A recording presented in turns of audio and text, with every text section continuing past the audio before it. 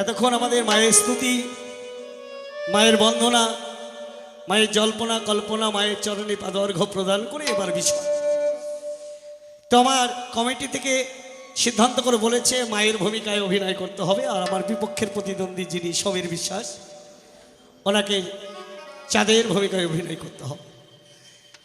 তো দেখুন, মায়ের ভূমিকায় অভিনয় করা বড় কঠিন। মায়ের ভূমিকায় অভিনয় করতে হলে অনেক ভাব, অনেক ভাষা, অনেক জল্পনা, অনেক কল্পনা, অনেক আধ্যাত্মবাদ প্রয়োজন। আর মায়ের ভিতরে বিশেষ করে মাতৃত্ব ভাব থাকার দরকার। সেগুলি অধম গৌতমের ভিতরে কিছুই নাই। তাই চলার পথে বলার পথে যদি ভুল হয়, সকলের ছোট ভাই বন্ধু নিজের সন্তান মনে করে ক্ষমা করবেন। কবি বলছেন এ গান হয় না থাইল্যান্ডে, এ গান হয় না ইংল্যান্ডে, এ গান হয় না রাশিয়ায়, এ গান হয় না প্রাশিয়ায়, এ গান হয় কোথায়? কবি বললেন এ গান হয় বাংলা মায়ের, বাংলার অবদান এই বাংলা ভূমিতে হয়। একে বলা হয় বাংলার লোক সংস্কৃতি। এ গান হয় না হাইকোর্টে, এ গান হয় না জজ কোর্টে, এ গান হয় না সুপ্রিম কোর্টে, এ গান হয় মহামান্য জন আদালতে। আজ এই জন আদালতে আপনারা হাকিম, জ্ঞানী, বিজ্ঞ, আর আমরা দুটি দল, দুটি সরকার, দুটি শিল্পী হচ্ছে উকিল। একজন মনসার ভূমিকার উকিল, একজন চাঁদের ভূমিকার উকিল। আমরা যতই চেঁচামেচি হইচই ঠেলাঠেলি মারামারি যাই করি না কেন বাবা, আপনারা ঠিক হাকিমের স্বভাবটি নিয়ে বসে থাকবেন, একদম হোমিওপ্যাথি শিশির মতো, একদম নট নরঞ্চরণ। কবি বললেন এ গান হয় ভক্ত ভগবানের সঙ্গে, এ গান হয় স্বর্গের এক দেবীর সঙ্গে, মর্তের মানবের সঙ্গে, এ গান হয় এক নায়ক এক নায়িকার সঙ্গে, অন্য কাউরের সঙ্গে হয় না গান। তাই মা মনসা মনসা মনসা বলে ঝাঁপ দিলাম কাব্য সলিলে, কাব্য সিন্ধু করহ মোরে পা। ওমা আমি অতি মনোমতি, না জানি ভক্তি ততি, তব নাম করিয়াছি সার। ওমা তুমি থাকো যে দেশে, আমায় ভালোবেসে আমার হিত কোমলে বসে তুমি তোমার কথা বলে দিও, তুমি হয়ে আমার কর্ণধর, এই ভব সিন্ধু আমায় করো। তাহলে মনসা, মনসাকে যিনি মনের মর্মভেদী নীতিকে শাসন করে, যিনি শাসনের মালিক, শাসন করে কে বাবা? যে ভালোবাসে, সেই একমাত্র শাসন করে। যে ভালোবাসে না সে কোনোদিন শাসন করতে পারে না। যে ভালোবাসে সমাজে আমাকে, তারই একমাত্র অধিকার আছে শাসন করা। যে ভালোবাসে না সে শাসন করতে পারে না। মনসা, মতে মহিলা, দন্তন নায়িকা, দন্ত সহকারে সাবধান, প্রথমত সুন্দর মহিলা হইতে সাবধান।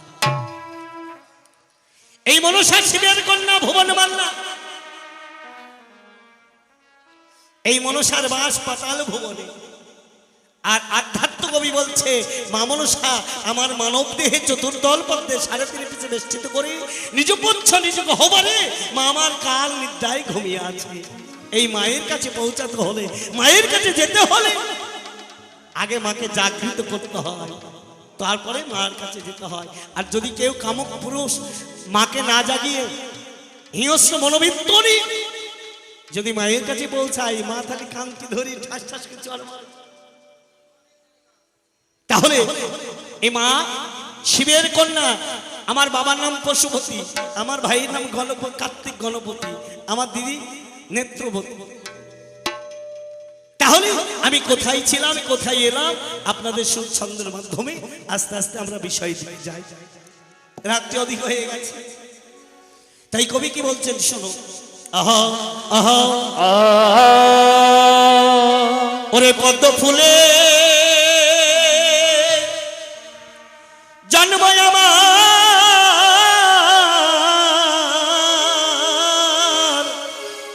ওরে নাম কমল,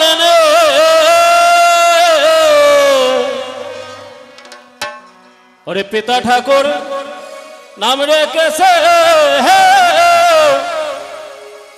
অচিন্তা মনে পাত ফলে।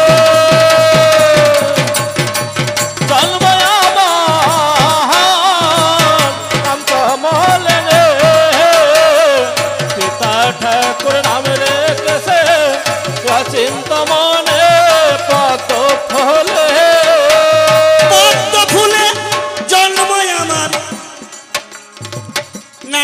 কমলিনী পিতা ঠাকুর নামে রেখেছে অচিন্তমণি।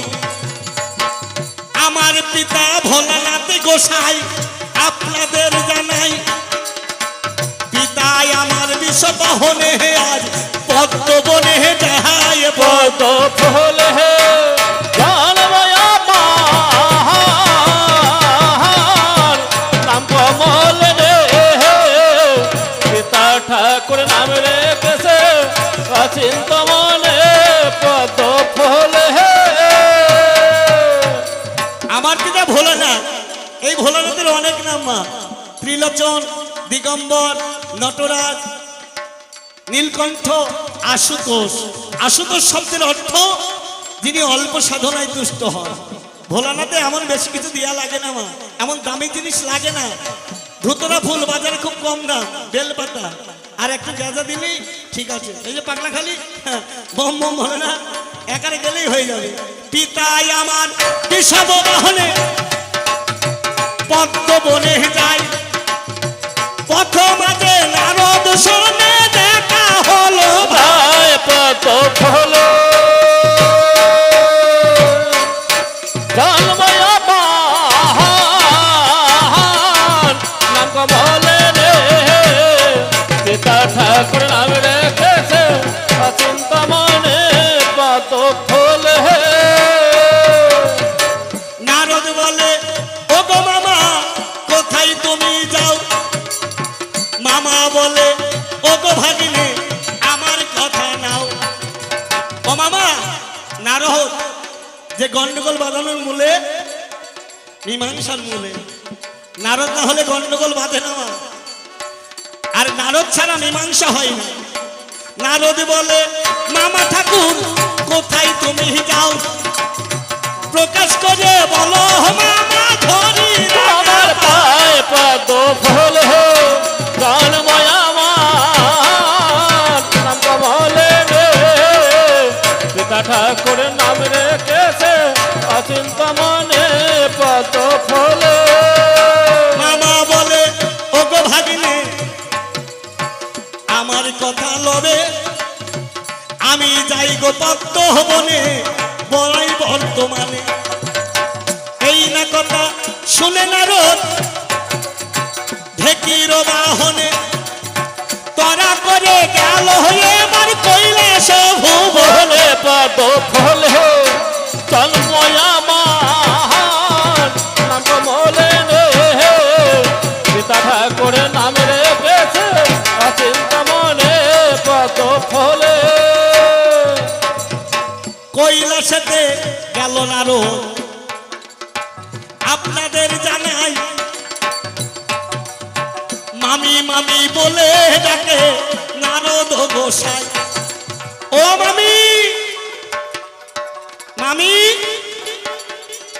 মামি মামি বলে ডাকে নারদ গোসাই। দুর্গা মাতা ধরা করে নারদের সদা। গায়ে পদ ফুল জন্ময়া পাহাড় নাম কমল রে, পিতা ঠাকুর নাম রেখেছে অচিন্ত মনে পদ ফুল। ও মামি শোনো শোনো, কি রে নারদ? বলো মামা পদ্মবনে গেল তুমি যাবে না?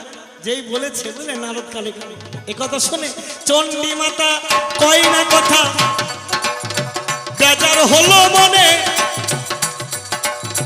বিষব বাহনে চণ্ডী সিংহের বাহনে চণ্ডী উঠল তোরা বেগে। এদিকে ভোলানাথ গো পদ্মবনে গেল, হংস হংসি গেলি করে সরোবরে গেল। পদ ফুল হে জন্ময়া নাম কমল রে, পিতা ঠাকুর নাম রেখেছে অচিন্ত মনে পদ ফুল। ভোলানাথের সরোবরে গিয়ে দাঁড়িয়ে আছে, আর ওই সরোবরে হংস হংসি কেলি করছে, ময়ূর ময়ূরী কেলি করছে, ভ্রমর ভ্রমরী ফুলের পাশে গুনগুন করে রব করছে। এদিকে ভোলানাথ চুপটি করে বসে আছে, আর মা দুর্গা পিছন থেকে গিয়ে একটা শ্রীফল বৃক্ষরূপ ধারণ করেছে। সুন্দর শ্রীফল মানে বেল বৃক্ষ রূপ ধারণ করে মা দণ্ডায়মান। আর ভোলানাথ ঘুরেই দেখছে, আহা কি সুন্দর বেল বৃক্ষ গাছ। অমনি তোরা করে ভোলাই আমার আসন করে বৃক্ষের তলায় বসলো। ফল দেখে ভোলানাথের লোভ জন্মায়। পদ ফুল হে জন্ময় আমার সঙ্গ বলে রে পিতা ঠাকুর নাম রেখেছে অচিন্তা মনে পদ ফুল হে। কি করিল ভোলাই আমার আসন পেতে নিল।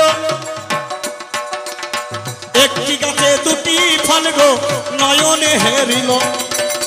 লক্ষ্য করবে, একটি গাছে দুটি ফল। এই পৃথিবীর মাঝখানে কোনো গাছে দুটি ফল হয় না, চারটে পাঁচটা তিনটে হয়। ভোলানাথ লক্ষ্য করলেন একটি গাছে দুটি ফল, সুন্দর ফল, যে ফল দেখলে বৈষ্ণব আকৃষ্ট হয়ে যায়। কি করিল ভোলা হায় আমার বৃক্ষে উঠে যায়। ফল ধরবার দ্বারে আজকে ব্যস্ত হলো গোসাই। অমনি ভোলানাথ কাছে উঠে বললো, আর ফল ধরবার জন্য ব্যস্ত, কিন্তু ফল তো ধরা দিচ্ছে না মা। এ ডাল হতে ও ডাল ফল গো ধরা বেগে চলে। ভোলাই আমার ফল ধরতে পারলো না গো, তবে পদ ফুল জন্ময় আমার সঙ্গ বলে রে পিতা ঠাকুর নাম রেখেছে অচিন্তা মনে পদ ফুল। ভোলানাথ খুব চেষ্টা করলেন, এই গাছ থেকে ফল ও গাছে চলে আসতে ধরতে পারলেন না। গাছে উঠে গা ঘেমে একদম স্রোত যাচ্ছে মা। নেমে আসলেন, নেমেছি ভোলানাথ কি করলেন, গায়ে একটা গাত্র বস্ত্র ছিল।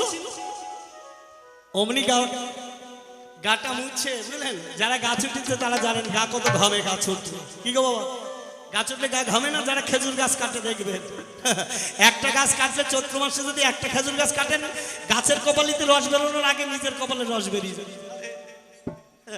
ভোলানাথে গা ঘেমে একদম বন্যা বয়ে যাচ্ছে, বুঝলেন? আর ভোলানাথ ওই কি করেছে, নেত বস্ত্র বা গাত্র বস্ত্র দিয়ে পুছে নিয়ে যেই চিপে মাটিতে ফেলেছে, বুঝলেন? পিতার সত্তা আর মাতৃ সত্তা একাকার হয়ে গেছে। যেই ফেলে দিয়েছে, হঠাৎ একটা কন্যা বাবা জন্ম নিল হাই। নেতা বলে তাহার নামটি পুরাণেতে পায়। পদ ফুল জন্ময় আমার সঙ্গ বলে রে পিতা ঠাকুর নাম রেখেছে অচিন্তা মনে পদ ফুল হে। এ কি সম্ভব? জন্মতত্ত্বে গা ঘেমে গেল, পিতা আর এমনিকে চিপি দিল, হবে? হয়, সেটা দেবতার পক্ষে হয়, মানবের পক্ষে হয় না। ভোলানাথ তার জটা ছিঁড়ি ফেলে দিয়েছিলেন মাটিতে। একজনের জন্ম হয়েছিল কাকা, সেটা দেবতার পক্ষে সম্ভব, মানুষের পক্ষে সম্ভব না। মেয়েটা জন্ম নিয়ে পিতা বলে ডাকলো, বললো যা, তোর যখন এই নেত বস্ত্র থেকে জন্ম হয়েছে, নাম দিলাম নেত্রবতী, কৈলাসে চলে যা। পিতার চরণে লক্ষ্য করে প্রণাম করে চলে গেল। ভোলানাথ গাছের তলায় বসিয়ে আছে মা, ওই ফলের আশায়।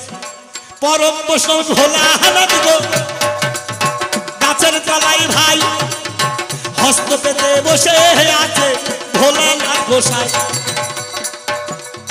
কেমন করে হস্ত দুটি পাতিল গো হাই।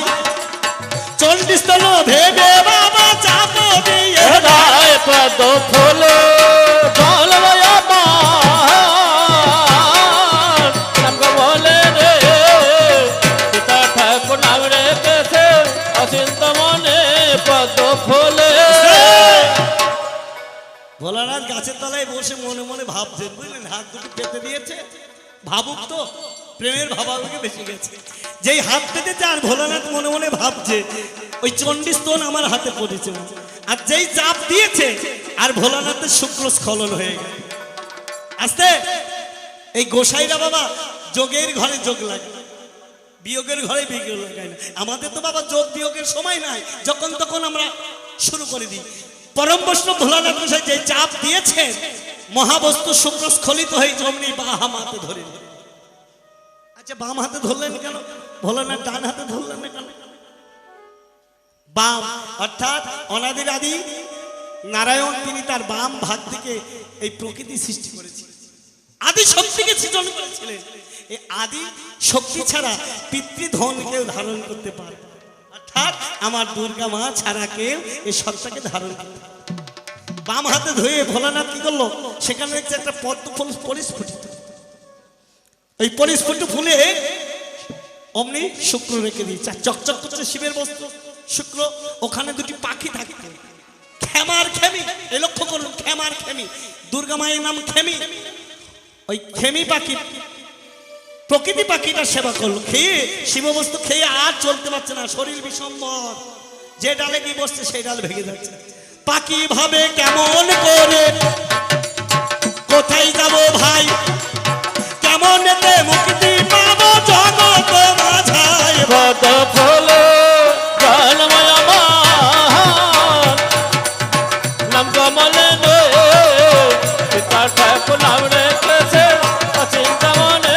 পদ ফুলে কি করিব কোথায় যাব, কি হবে উপায়, কেমন ভাবে মুক্তি পাবো জগৎ মাঝায়। আমি এখন কি করি, কোথায় যাই? যে গাছে ডাল বসছি সেই গাছে ডালে ভেঙে যাচ্ছে। পাখি বড় চিন্তায় পড়ে গেল, পক্ষী নিয়ে। ধীরে ধীরে পাখি আমার ব্রহ্মার কাছে গেল, ব্রহ্মার কাছে গিয়ে এবার চরণ ধরিল। পদ ফুলে জলময় আমার নাম কমলে নে পিতা ঠাকুর নাম রেখেছে অচিন্তা মনে। পদ ফুলে ব্রহ্মার চরণ ধরেছেন। ব্রহ্মা ধ্যান যোগে জানলেন এটা শিব সত্তা। বললো, পক্ষিনী যেখানে খেয়েছো সেই জায়গায় উপড়িয়ে দাও, রাধে রাধে। পাখি গিয়ে যেখানে খেয়েছিল যে ফুলের সেই ফুলে উপড়িয়ে দিল। মৃণাল বয়ে ব্রহ্ম চিত্র মাধ্যমে ব্রহ্ম সত্তা পাতালে প্রবেশ করে। আর ওই পাতালে ছিল কশ্যপালয়ে কশ্যপ মুনি। তিনি ওই পাতালে ধ্যান করছিলেন। হঠাৎ লক্ষ্য করলেন এটা শিব সত্তা। তাই শ্রাবণ মাসের শুক্ল পঞ্চমী তিথিতে, মা অন্যদিন নয়, এই শ্রাবণ মাসের শুক্ল পঞ্চমী তিথিতে একটা মাটির হাড়ি পাত্রে করে রেখে দেবতা গন্ধর্ব নরকে সকল রেখে কি করলেন, জয়র ধ্বনি হুলোর ধ্বনি বেদর ধ্বনি দিল, জয়র ধ্বনি হুলোর ধ্বনি বেদর ধ্বনি দিল। একটা মেয়ে পাতাল ভুবনে জন্ম তারে দিল। পদ ফুলে জলময় আমার নাম কমলে নে পিতা ঠাকুর নাম রেখেছে অচিন্তা মনে। পদ ফুলে ত্রিনয়নী গৌরী বরণা শিবের লক্ষণা, একটি মেয়ে জন্ম নিল করো আলোচনা। পদ ফুলে জলময় আমার নাম কমলে নে পিতা ঠাকুর নাম রেখেছে অচিন্তা মনে। পদ ফুলে যে বেদধ্বনি হলুদ ধ্বনি জয়ধ্বনি করেছে মা, আর ত্রিলোচনা গৌরী বরণা শিবের লক্ষণা শিরে অষ্টভনা একটা মেয়ে জন্ম নিল। বাসুকী না মায়ের একটা লাল রঙের বসন পরিয়ে দিলেন। মায়ের বসনটাই তো লাল গো, পরিয়ে দিয়ে ব্রহ্মা হংসরথ দান করলেন। নাম হলো পদ্মাবতী। কশ্যপকে বলো, আমার পিতাকে আসল পিতাকে বলো। বলো, তোমার আসল পিতা ভোলানাথ গোসাই। বললো, আমি যে পথ দিয়ে এসেছি সেই পথ দিয়ে যাবো। রাধে, মানব যে পথ দিয়ে যায় মা সেই পথ দিয়ে আসে। এটা আধ্যাত্ম কবি বলছেন, মানব যে পথে গমন হয় সেই পথে আগমন ঘটে। কিন্তু বর্তমান বিজ্ঞানের যুগ, সে পথে অনেকেই আসে না, বাইপাস করে তাকে তুলে নেওয়া হয়। সেই পথ দিয়ে এসে দেখছে ভোলানাথ কি করছে মা, ওই পুষ্প মনে পুষ্প চয়ন করছে। কেন না, নিজের কন্যাকে পাবার জন্য অপেক্ষায় বসেছে। আর যে পথ দিয়ে গেছিল মনসা, সেই পথ দিয়ে নাগরথ সাধন করে নিয়ে মামার পিতার কাছে এসে হে বাবা দেখা দিল হাই, চরণ ধরে পিতার চরণ বন্ধনা করায়। পদ ফুলে জলময় আমার নাম কমলে নে পিতা ঠাকুর নাম রেখেছে অচিন্তা মনে। পদ ফুলে ওগো আমার প্রাণের হরি রাঙা পাই তুমি আমার প্রাণের পিতা আর তো কেহ নাই। রায় পদ ফুলে জলময়া পান কমলে নে পদ দেখেছে চিন্তা মনে পদ ফুলে। যেই পিতা বলেছে আর বাৎসল্য প্রেমে ভোলানাথ জড়িয়ে ধরেছে।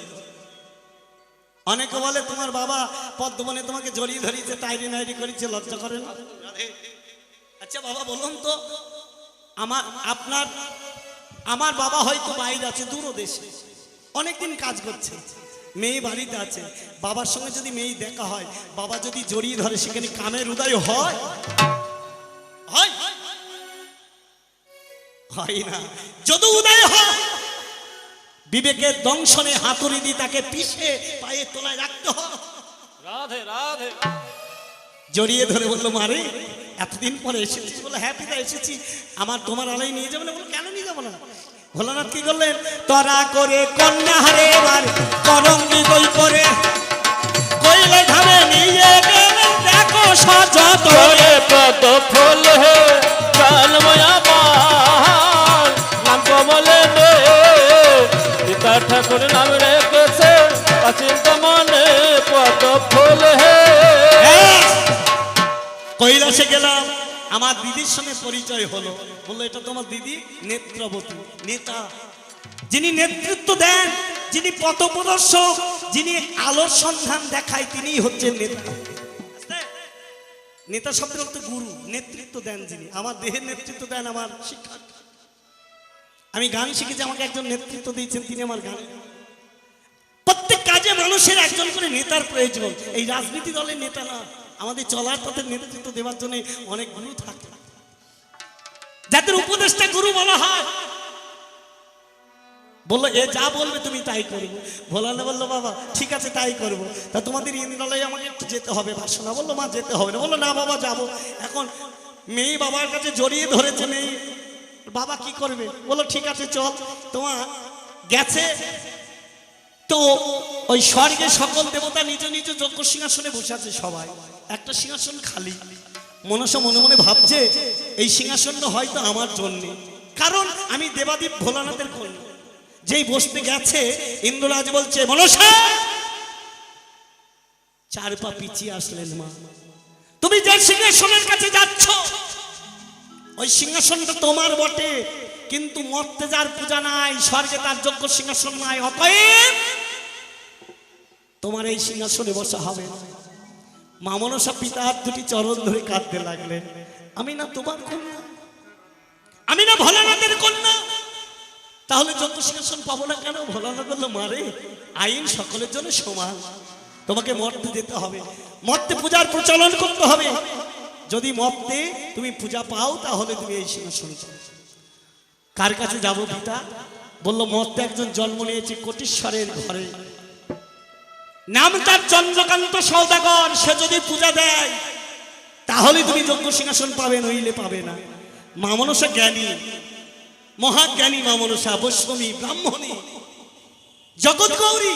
মা মনে মনে চিন্তা করলেন আমার হারিয়েছে যেখানে খুঁজতে হয় সেখানে। রাধে বাবা, আমার টাকাটা যদি এখানে হারাই আমি কৃষ্ণগর কি খুঁজতে পাবো না। মনসা বিচার করবো চাঁদ যদি পূজা দেয় আমি পূজনীয় হব, তাহলে আমি চাঁদের কাছেই যাবো, আর কাউরির কাছে যাবো না। দিদি বললো দিদি তাহলে আর আমি থাকবো না, চলো মর্তধামে যাবো, সেই চাঁদেরকে বুঝিয়ে বলবো আমায় চরণে পুষ্পাঞ্জলি দিতে। কারণ মর্তধামে যে জন্ম হয়েছে রাজা চন্দ্রধর, মায়ার বালিশ মাথায় দিয়ে মায়ার বিছানায় শুয়ে বলছে সব আমার। রাধে আমরা বলি আমার, কিন্তু আমার কতদিন থাকে বাবা?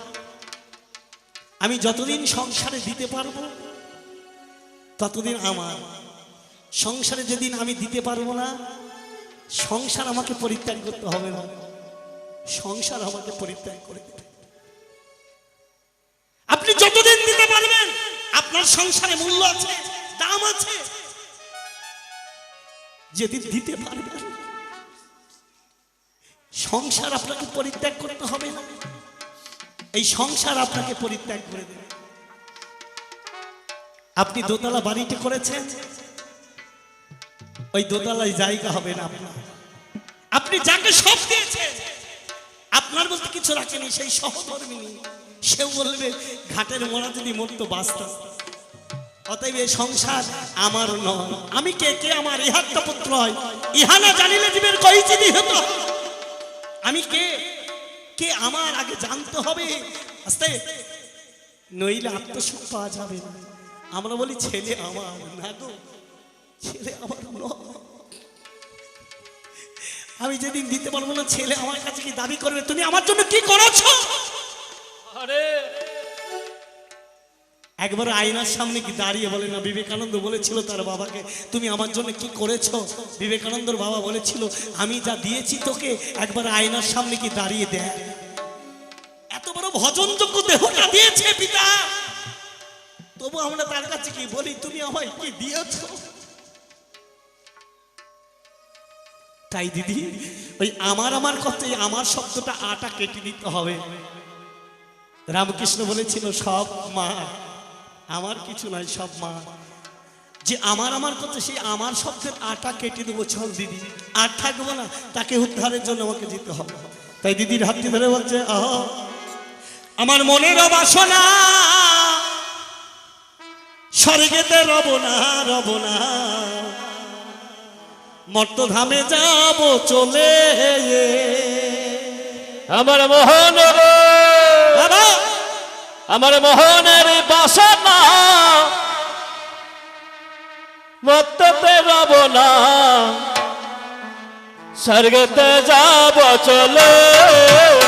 আমার মোহনের বাসনা স্বর্গতে রব না, স্বর্গতে যাব চলে।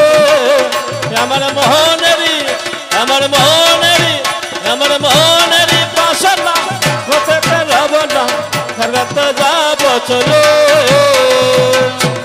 নেতা দিদির সঙ্গে করে চলিতে লাগিল, আমার রাঙা পাইয়া সোনার নুপুর বাজিতে লাগিল।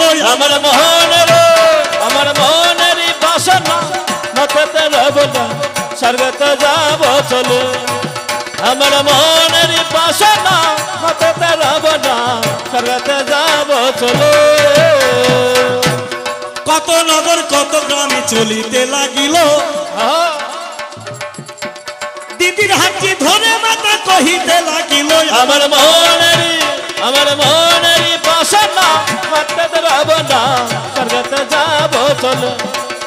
আমার মোহনের বাসনা মতে রব না, স্বর্গতে যাব চলে। গোপাল নগর শিবনগর ঘুরিয়া বেড়াই, আমার প্রাণের পাখি ফাঁকি দিল এছাড় দুনিয়ায়। আমার মোহনের বাসনা আমি মতে রব না, স্বর্গতে যাব চলে।